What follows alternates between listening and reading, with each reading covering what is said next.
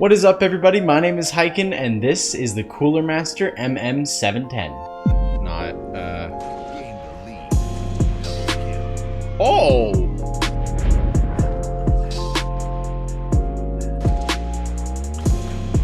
Oh, that's a quick scope. Oh. No! Really quick before we get going, please do remember to like and subscribe, follow, share, hit the notification bell. You get the point. Let's get into it. As always, we're starting with the basics. This mouse comes in a couple different flavors at the moment, the MM710 or the MM711. I'm gonna completely ignore the 711 right now. We're just gonna talk about the 710. The MM710 comes in a couple different flavors at the moment. You either get white, black, glossy, matte. They also weigh in at 53 grams and feature no internal RGB lighting. Also, really quick note, I don't see any of the white versions of the mouse on Amazon right now. The MM711, that's on Amazon, that's fine, but we're talking about the MM710. There's not even the glossy black finish on Amazon either. It's really just the matte black. I really like it, but again, that is something to keep in mind. If you are planning on buying this through Amazon, you can purchase this directly through Cooler Master as well. If you're buying this off of Amazon, the mouse will cost you $50. In the box, we got the mouse, an extra set of PTFE feet, and a little manual. And that's really all you need. I really can appreciate Cooler Master keeping it nice and simple here. Also, I'm definitely a huge fan of the extra set of feet. I think that's something that's going to become a requirement here in the industry pretty soon. So it's really nice to see Cooler Master getting ahead of the curve here. The extra set of feet is always nice. I don't think that a lot of people are going to be paracording this mouse. The plastic that keeps the cord in place on the mouse out of the box right now is kind of weird, so I really don't think that this is a great option for paracording. However, that extra set of feet is still really nice if you're using a hard mouse pad that eats away at mouse feet pretty quick. Physical build quality feels really great. Really the only bend that I can feel is when I push on the bottom, and well, when you think about it, nobody really does that except for people checking the integrity of the shell of the mouse, so I wouldn't worry about that bend at all. The sides and top of the shell do feel super sturdy though, so no worries there.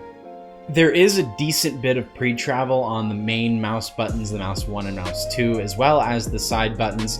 However, with the main buttons, there really isn't any lateral movement, so that's good to see at least. All of the buttons really do feel quick and responsive and have a really nice click to them. Speaking of that click, let's go ahead and hear a sound test right now.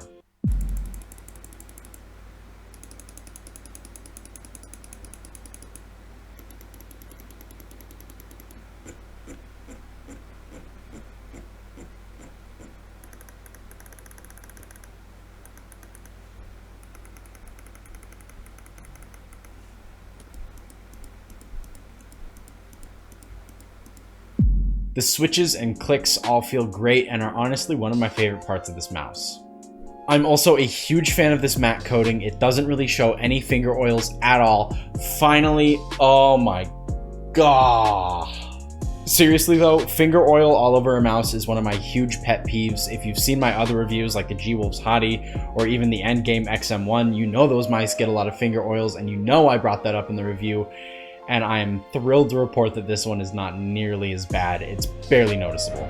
This mouse is rocking a PMW3389 sensor, which is fantastic as you would expect from that sensor. It was in the Endgame XM1 too.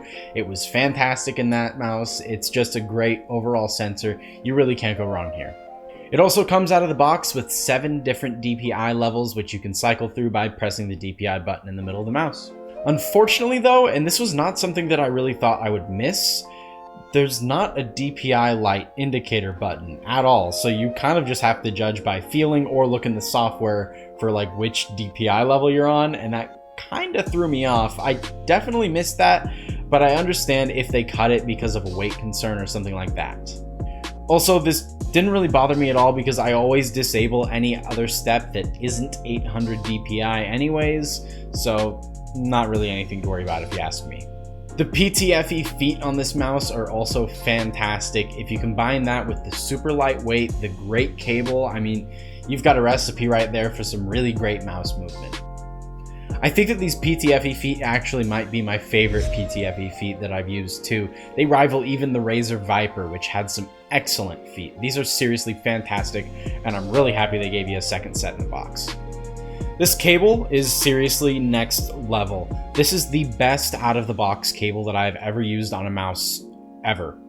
Really, the only reason that I know the cable is still there is because I see it, duh, and that it does kind of slap against my hand a little bit whenever I'm doing big mouse movements, but I kind of have to have that much cable out of the bungee because I use a really low sensitivity, so I'm not really counting that against the cable at all. I mean, this cable's just light, it's super flexible, it's very durable. I mean, there's really not much more that you can ask. Okay, let's talk about this shape. For reference for this whole next section, my hand measures about 17.5 centimeters this way and about 8 centimeters this way. The measurements for the mouse should be up on the screen right about now. If I'm palm gripping, this mouse is almost too small. It could definitely work, but it wouldn't be the best experience. Claw and fingertip grip are really where this mouse shines. The rapid slope downward in the back of the mouse gives you a lot of room to pull the mouse down when you're fingertip gripping.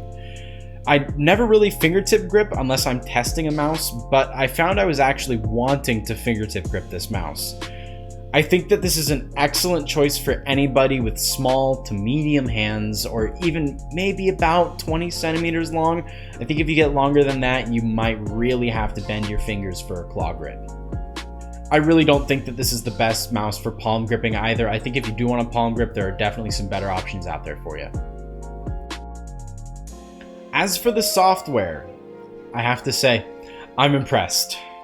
There's the ability to change what each button does. Then you can also enable mouse combo, which lets you hold down the DPI button and then press another button to do another function entirely, like launching your web browser. It's a super cool feature. I've never seen this on a mouse before. Correct me if I'm wrong and somebody has done this before, but I think that this might be something new, and that's super awesome. You can also adjust DPI levels, button response time, polling rate, basically anything you can think of, you can adjust. There are also macros and profiles, both of which I know are very welcome features always. Overall, this is an absolutely fantastic mouse with some really great physical features like the clicks, the shape, the coating on it, the cable, the feet. I mean, the list goes on and on and on. There are a lot of really, really good things about this mouse. This software also is just fantastic. It goes hard. It's next level. It's got new features, all kinds of stuff like that to just make your life even easier and fine-tune your mouse experience. I also think that this is just fantastic value for the price of 50 bucks. I mean, come on, you can't get better than that. If you have small to medium hands and you like using a claw grip or a fingertip grip, I think that this is a really, really solid option for you and definitely something you should consider picking up.